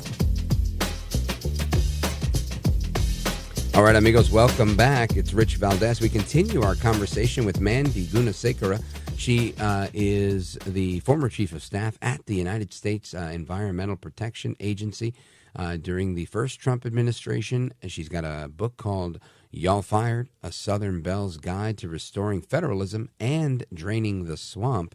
And, Mandy, I want to talk about these actions, these 200 actions in 200 days, and the success you've had in calling out the climate scams. Yeah, absolutely. So on Labor Day, Administrator Zeldin put out an op-ed. It's in Breitbart News. I would suggest folks take a look at it. But he highlights the fact that in the first 200 days, EPA has taken over 200 actions fulfilling President Trump's vision of how EPA should work under the direct leadership of Administrator Zeldin. And so this looks like major deregulatory actions, like we've seen, things like getting rid of the EV mandate, as well as fixing power plant emissions aimed at forcing energy grids away from reliable sources like like coal, oil, and natural gas, and towards politically preferred like wind and solar. And it also includes actions, I call it the nuts and bolts actions of EPA, but refocusing the agency on its core functions, including dealing with a backlog of things called state implementation plans that the last administration had let linger. The Zeldin administration over at EPA has addressed that backlog to try to get states back on track to meet air quality standards, water quality standards, and to help address legacy pollution. So these 200 actions, they're very comprehensive, they're far-reaching, and they really coalesce the president's vision of an EPA focused on its mission, but cutting unnecessary red tape, getting rid of excessive costs and unnecessary liability so that the people who want to build and expand businesses in this country, they can do so, which is consistent with his vision of reindustrializing the United States of America. And this really is at the heart of one of the things the president saw me recently talking about, exposing the Green New scam that the left for too long has been using climate change as a means to scare the American people into accepting policies aimed at controlling everything we do, everything from what we drive, whether we can eat meat, to what types of energy sources provide electricity on the grid. And so, one of the biggest consequences of that has been this uptick in the cost of electricity because, again, as you have more wind and solar, these politically preferred technologies pushed by the left in the name of climate change, it makes life more expensive and it makes the grid less reliable. So Americans haven't had access to power in times when they ultimately needed it the most. You know, Mandy, this is such an important thing because while we oftentimes get caught up in the minutia of, why, you say, oh, this is not good. It's not good for the economy. This is bad because it's bad science. Right away, you're a climate denier. Just the allegations. There's never any fact. It's just, I don't like you. You're bad. You hate everything. And I think this is such an unproductive world that we live in when we argue with the people on the climate left. Mm-hmm. But you seem to have figured out how to get it done very effectively. You make such a solid case, so much so that you're getting the attention of the president, who's seeing you doing it on the news. And this is a good thing because I think ultimately the American economy needs to be able to move forward, and we're really not able to move forward if we're hamstrung by the climate lies, if you will. Yeah, and look, the biggest beneficiary of the growth of the Green New scam in the United States of America has been China and India, the places that have inherited the consequences of our bad policy decisions that made it more expensive to do business or for workers to work in this country. The demand affiliated with those jobs doesn't go away. The response to that demand, it just is shut down in the United States, and it pops back up in places like China where they don't have serious environmental standards. So not only is it bad for the U.S. worker and the U.S. economy writ large, it's also bad for environmental goals because various emissions, they end up coming over to the West Coast and complicating the United States West Coast ability to comply with basic air quality standards. So China, India, those places have been the biggest beneficiary. And President Trump, I'm so grateful for his leadership. He's willing to not only call them out on the bad policy decisions, but to fix the climate science discussion, which really is just opening up for debate. Once again, like you pointed out, unfortunately, so much of the climate change debate has been the left calling anyone who asks legitimate questions or points at the actual science, not the politicized versions of it that have been distorted for political benefit, calling them deniers or trying to go after them and undermine their credibility. And so it's so wonderful that President Trump, he wants the policies right because he wants jobs to be created in Pennsylvania and Ohio and rural places like Mississippi, where I live. He doesn't want bad policy decisions coming from Washington, D.C., suppressing those opportunities in the name of climate change when they repopulate in countries that don't have serious environmental standards. And so it creates great economic benefits, but it also creates better environmental benefits that, are good for everybody, not just in this country, but abroad as well. Right. And again, not just good for certain situations, but I think across the board from the economy to actual efficiency. And I think that's really important. Now, Mandy, what do you see coming forward? Do you see the left putting up a big fight to try to push back on Zeldin and all the success that he's had with the EPA? Or do you think they've met their match and it's just going to be win after win coming from this administration and Administrator Zeldin? They, no doubt, they will try to go after every single thing Administrator Zeldin does. But the good news is they have met their match. Administrator Zeldin and his team, the team of professionals that he has working at EPA, many of these folks also worked in the first Trump administration. I know them well. They are the best legal, technical, economic experts that you could ask for to right-size the federal agency and to streamline regulatory requirements so they focus on achieving missions and not political ends.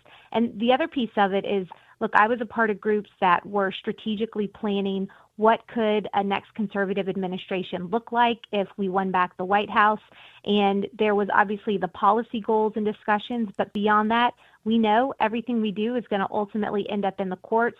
So there is well thought out legal strategy that is supporting all of Administrator Zeldin's work. So the left, yeah, they're going to challenge everything, but we're ready for the fight. And I think what we'll continue to see is win after win in the courts, because all of the actions that are being done at EPA, Department of Energy, Interior, you name it, they're rooted in the law, which is the way that it's supposed to work.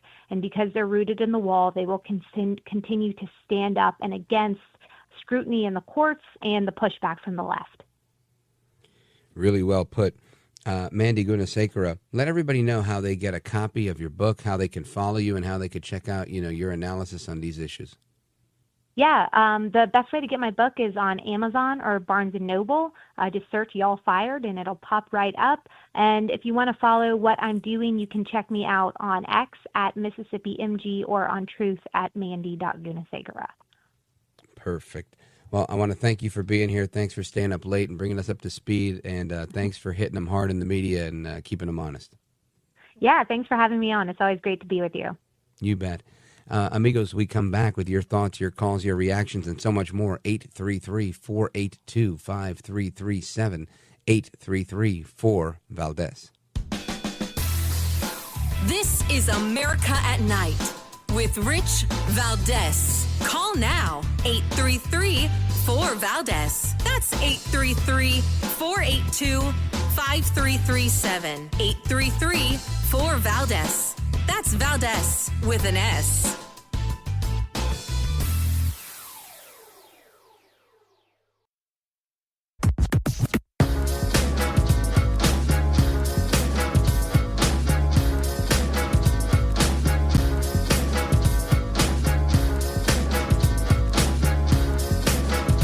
Call now, 833-4-VALDEZ. That's 833-482-5337. 833-4-VALDEZ. That's Valdes with an S. Breaking news in Brooklyn. A shooting has left one person dead. Alicia Reed is at the scene right now in East New York with more. Alicia, what are you learning? This is still a very active scene here, developing story. I'm just going to get out of the way so you can see what's happening behind me. Police still have this corner in front of a Chinese food sectioned off with crime scene tape. And this is what we know so far. A 20-year-old man was shot in the chest and pronounced dead at Brookdale Hospital. Another 20-year-old was shot in the leg and grazed. Police say he's currently in stable condition. Now, police say this all unfolded around 2:40 this afternoon at the Sutter and Euclid Avenue intersection. This is when students are getting out of school. There is a housing project right across the street and stores lining Sutter Avenue. Still a lot of questions as to what happened here, but there's a box cutter in the middle of the crime scene. Detectives have also been on scene interviewing witnesses, and there are a number of surveillance cameras in the area, including right here on this corner. So far, there are no arrests and there's no suspect description. No suspect description. Again, that's New York City, Brooklyn, New York. And crime, it's there. It's happening. Who's in charge of keeping our city safe?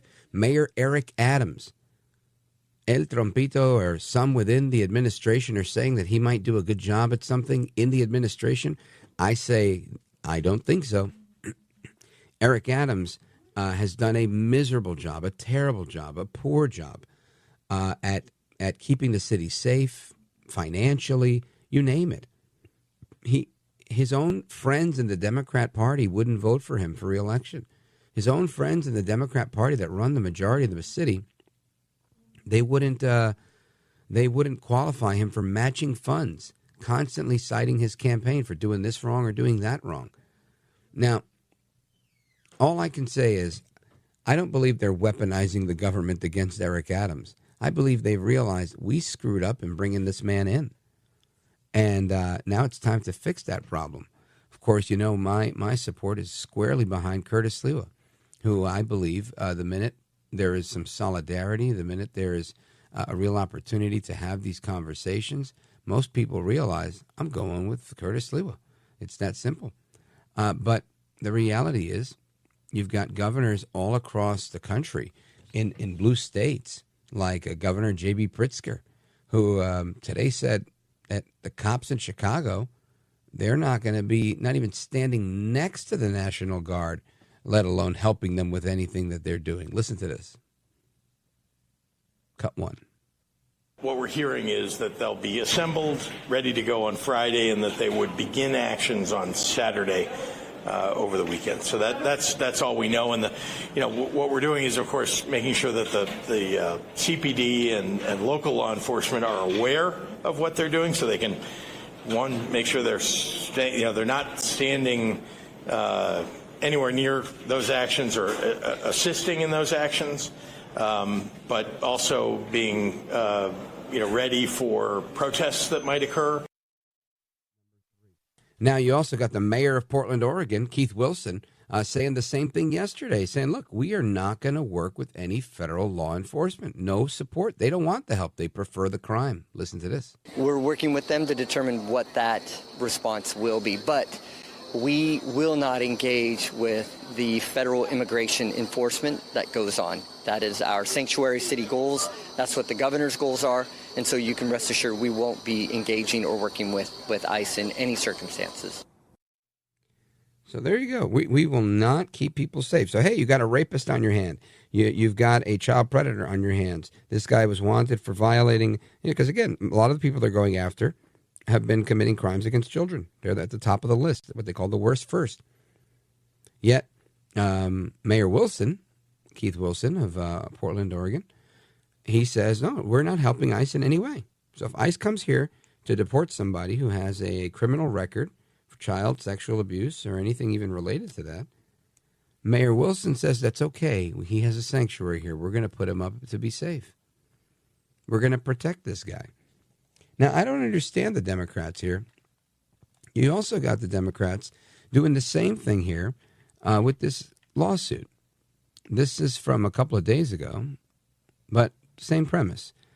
The U.S. government loaded children onto planes a few days ago, about 4 days ago, to put them on an overnight flight back to their native Guatemala.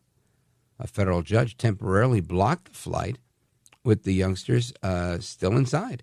As their attorney said, authorities were violating U.S. laws and sending vulnerable kids into potential peril. Now, the extraordinary hypocrisy of all this is, I believe, they just came here and, likely not on a plane, likely through by way of the border.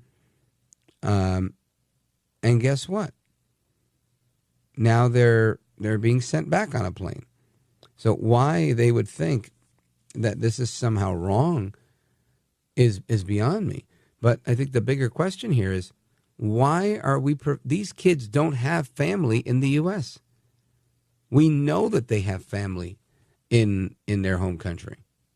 Why would we stop them from being with their parents, being with their abuela, being there with their closest friends and family members? Why? Because we want these kids here. It's the only answer I've got. And again, this is not El Trompito, right? These are the Democrats that are suing El Trompito for his enforcement actions, trying to get them back into their home country. And they're saying, no, we're going to fight this thing. But when you push it all the way and you say, well, what are you fighting for? Right? Taste the soup. Like the movie Coming to America. That's the point here. Why on earth would we do that? Well, they want those kids here. And that's a bad look. They said they wanted to keep these families together. Keeping them together means letting them be with their family, even if it's in another country. Amigos, your thoughts, your calls, your reactions coming up straight ahead. Don't go anywhere. This is America at Night with Rich Valdes.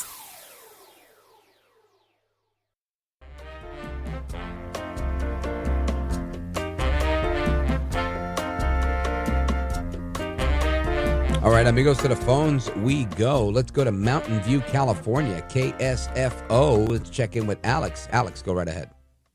Hi, thanks for taking my call. I want to say I do believe that climate change or damage is caused by people.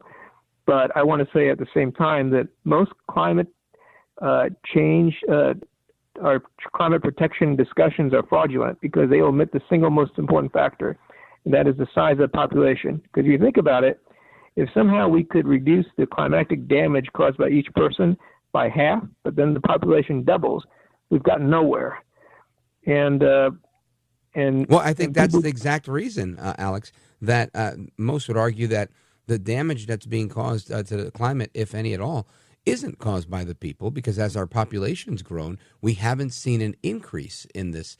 Where you look at these 50-year studies and you see the biggest damage that they can oftentimes point to in this fraudulent data that you're talking about is rising ocean temperatures or rising sea levels, whereas this is a normal thing where it kind of goes up every 50 years and it goes down a little bit, and this is more part of what they would call climate change that's not necessarily man-made, but more so just a natural recurrence, and ultimately isn't really damaging to the world.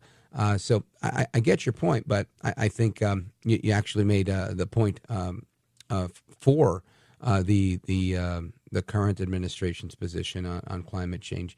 But I appreciate it, and thanks for the call, man.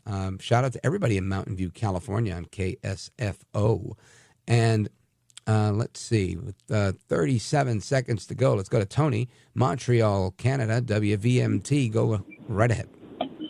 Rich, you know how they tried the left to correct the Redskins, washing the Redskins? Well, go to the extreme. What about whiteout, or the person had a blackout, or the Black Sea, or white Russia, or a brown cow, or a brown Russian, or Blue Monday, or blue movies, or the White Sox, or the Blackhawks? Well, that's racist, Tony. You can't say that.